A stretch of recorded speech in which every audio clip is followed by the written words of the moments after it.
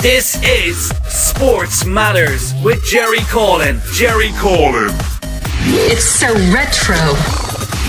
We cover all the biggest sports on the planet. MMA, boxing, snooker, football, darts, you name it, and we cover it.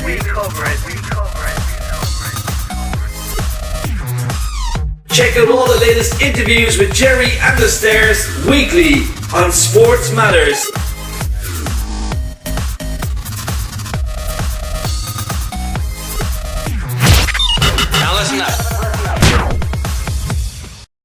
So welcome to Sports Matters with me, Jerry Collin. I'm joined by Irish legend Kevin Doyle. He's currently on the way to training at the moment, so a busy schedule as always. But Kev, how's things in Colorado at the moment?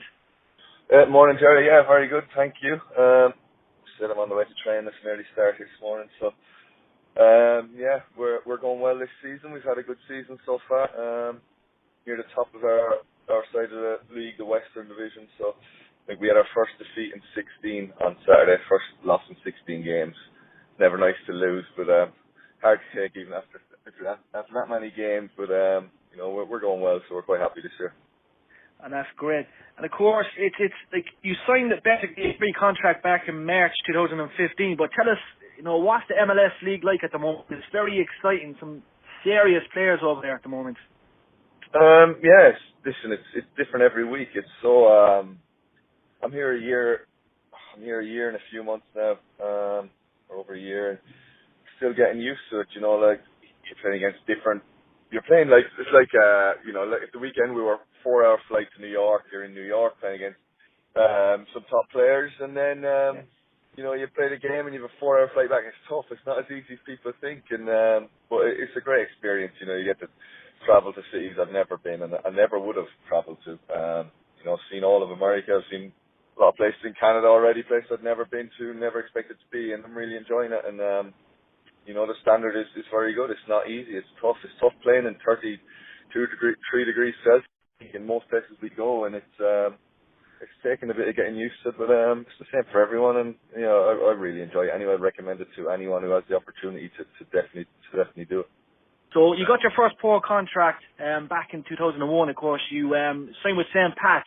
What was it like, first of all, to get that first pro contract? Oh, it was, you know, it was just nerve-wracking, to be honest with you. I just finished school in secondary school in Wexford, and, you know, no experience of training every day or playing with professional players or coaches. So, you know, coming from just training once a week or twice a week maybe maximum in Wexford to going up and training every day in Dublin, and in a totally different environment, out of your comfort zone or whatever, and it took a lot of getting used to it. It was difficult, but it was really good for me. You know, I could have been shipped off to England and had that side of it, homesickness, and you know, totally out of my comfort zone. I was only up the road in Dublin, not far from Wexford. Could pop home whenever I wanted or whatever, and you know, it was a good introduction to professional soccer without being totally thrown into the deep end or whatever. And it was perfect for me. It set me up perfectly for when I moved to Cork, to be honest, because I was only really getting used to it then once I got my move to Cork City. And to our delight, of course, we got you done in Cork. You had 2 or 3 amazing seasons at the Cross, and of course it was Pat Dolan that brought you to Cork. Great manager. What was it like, of course, you know, being kind of, you know, guided by Pat Dolan? Yeah, it was excellent for me. You know, he was such a strict manager, such a stickler for details and for, you know, really being involved in every aspect of your life. You know, it was very intense, but for a young player, it was exactly what I needed. Really made you concentrate on being professional. You know, really on the details outside of football, how you lived, how, you know, he knew if you had a night out, he knew everyone in the city, he knew exactly what you were up to, seemed to anyway, all the time. So he really got the best out of me at that age, and made me realise the level of commitment and the dedication that was needed if I wanted to continue my career and be a success at Cork, first of all, and then be a success elsewhere if I moved on. So he was, you know, we had great success as well those couple of years I was there, 2.5 years. You know, we had really good times there. I really enjoyed it. I still remember the song. I was actually at the Cork City game 2 weeks ago when we beat the Swedish side. But the Kevin Doyle sound went around the shed. Super Kev. and still being mentioned, by the way. So like, it tells you you're still missed out there. I was saying it to you a couple of weeks back, but that chant is still going around in the shed, like, so it shows the impact you made. And of course, that 2004 season was excellent with the Intertoto Cup run. You got the winning goal, of course, against the Dutch team, NEC Nijmegen. But it's tell us, would you still be in touch with many of the lads from the squad? Is it kind of hard to keep in touch with them, or would you? I had, Liam Carney and Neil Horgan came up to Wexford when I was home at Christmas, and we had a night out, and we had a good crack, the two boys. Hoggy was trying to pawn me his book. Yeah.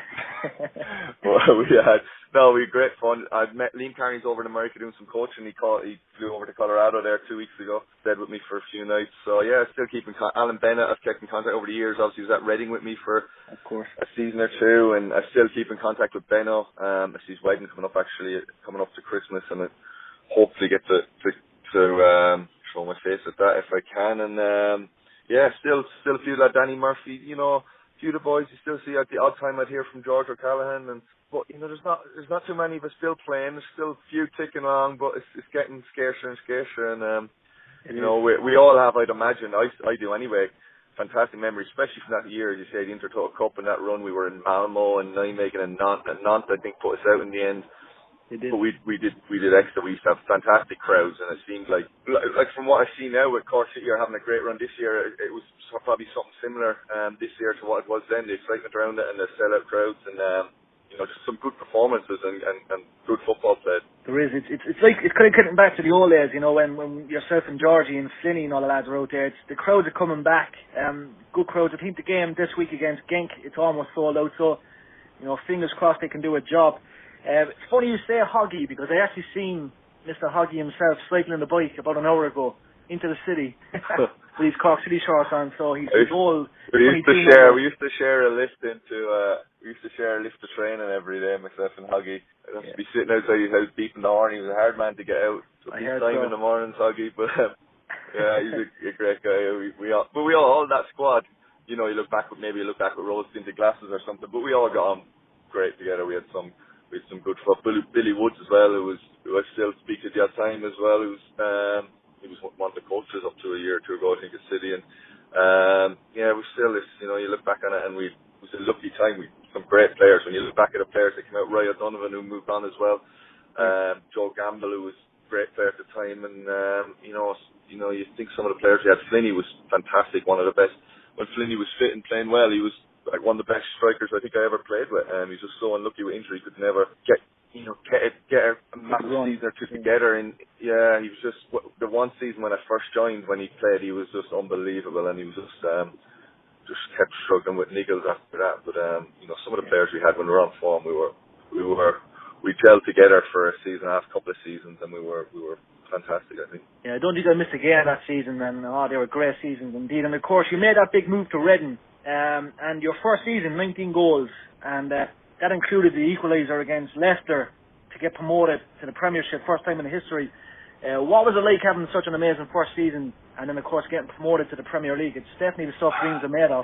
Yeah, it was. I don't know, it's 2005, so it's 11 years ago now, and it seems like a different lifetime ago. Then that move, I remember leaving Cork City to a great reception from our fans. My last game was Finn Harps, I think, and I got fantastic applause and reception from everyone leaving. I remember being really, really sad leaving, but then went straight to Reading and straight to pre-season. And luckily, I had that season with Cork. I was still full of fitness, and that was a massive help to me to be able to go to Reading and peak fitness and not have an off season, basically, to go straight into a season. And get a couple of lucky breaks with injuries to it was Dave Kitson, who got injured at the start of the season for Reading, who was their main striker, and I got in the team, and we had Leroy Lita as well, who was the other striker, and I stayed fit all season, and the two of them had a couple of injuries, and I played every game. Once I got into the team, after 4 or 5 games in the season, I played every game, and we just went on an unbelievable run. We were 33 games unbeaten that season, which is still a record in England, I think, in the championship anyway.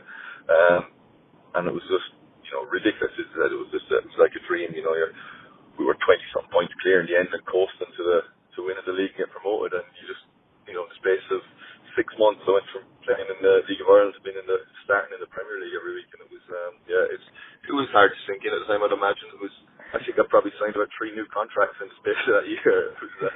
It was all pretty nuts. Good stuff. And of course, that year, of course, many said you were the best player in the championship. You won the Player of the Year, Fans Player of the Year, of course. And then moving on, of course, you know, I remember being at the pub and there was some lad in the pub saying that Doyle or some man for the headers. Like your goal from the header alone was amazing. You got some great goals via header.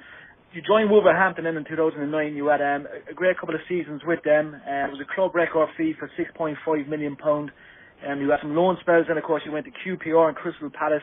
You've done quite well at them, but of course you had a couple of injuries which set you back a small bit. But if I was to ask you 1 or 2 questions in regards to, you know, the Premiership and all that, who was the best goalkeeper you've ever scored against? Would you have anyone in particular that you enjoy putting the ball in the back of the net against? I enjoyed scoring against Man United. Van der Sar was in goal, and they were when I was playing against them, they were the best team in the league. They were on, I think we beat them with Wolves one year when they had the record undefeated run in the Premier League, and we beat them at Molineux 2-1 or something like that. And I remember that well. Yeah. So, you know, little things like that stand out. I was a Man United supporter as a kid, so to score against them, and Van der Sar was always top goalie. So that was nice. Other than that, I can't think. It's been a nice few goals. Like if you were to say, yeah, there's some big clubs you scored against. So I don't know, that was my probably favourite goal in the Premier League or in England over the years. I don't know, that one that to get us into the Premier League against Leicester, it didn't matter. We could have won the following week. We'd have been promoted. We were that far ahead, but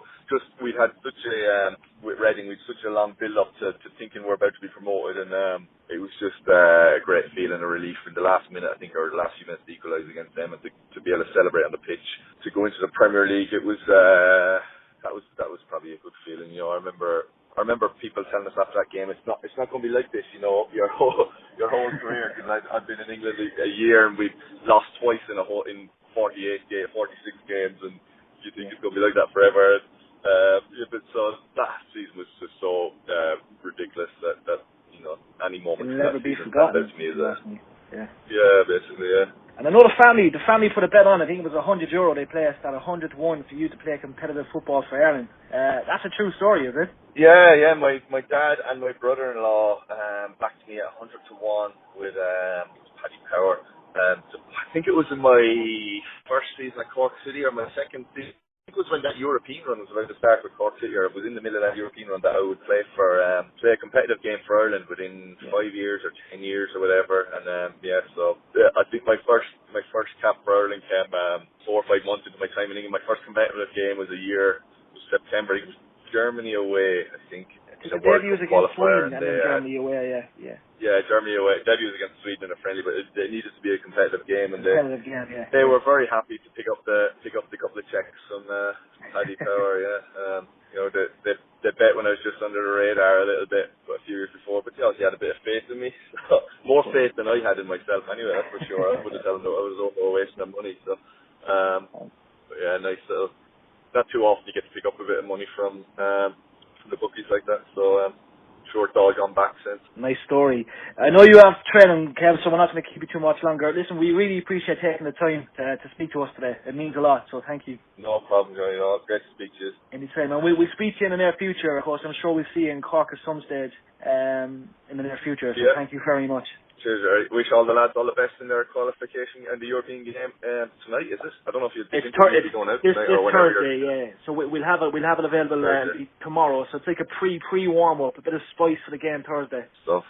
You have one of my relations playing for you now, actually. So I wish him all the best as well. Yeah, we do indeed. Greg Bulger, who's a second cousin of mine. So I hear he's doing very well for you since he signed for you. So. And to be honest, I think have a good game. Definitely, I think Cork will find it hard to keep a hold of Greg because he's got a couple of big teams after him at the moment. So fingers crossed they can keep a hold of him for a bit longer.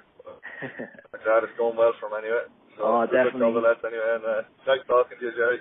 Likewise, Kevin. Listen, best of luck with training, and we'll wish you the best of luck for the rest of the season. Do us proud as always. Thank you.